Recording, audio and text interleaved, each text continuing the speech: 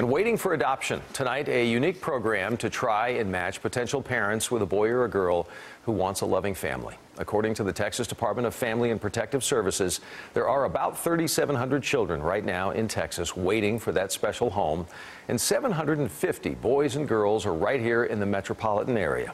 Robbie Owens, live in Richardson tonight with what may unfold this evening. Robbie? Well, Doug, these children may not have parents, but they absolutely have people pulling for them. Take a look.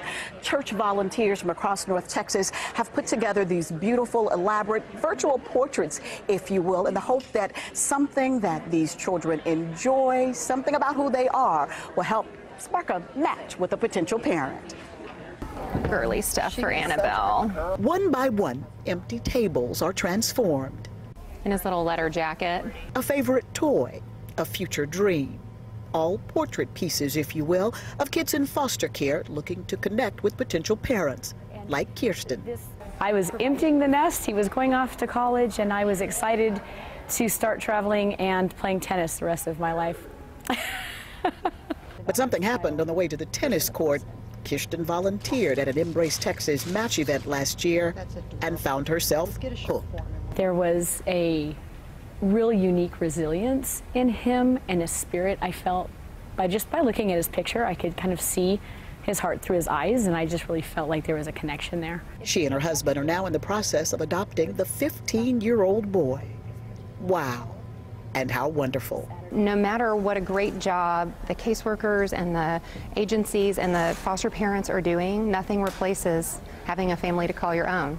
And so that's our dream for every single one of these kids. Denise Kendrick is the executive director of Embrace Texas. But this is more than a profession. It's her life's calling. She's also a foster care adoptive mom. I see a little bit of my kids in each one of these little kiddos' faces, and I'm so grateful for each and every one of my children, and I want that for all of these kids. Everyone's greatest need is to belong. So.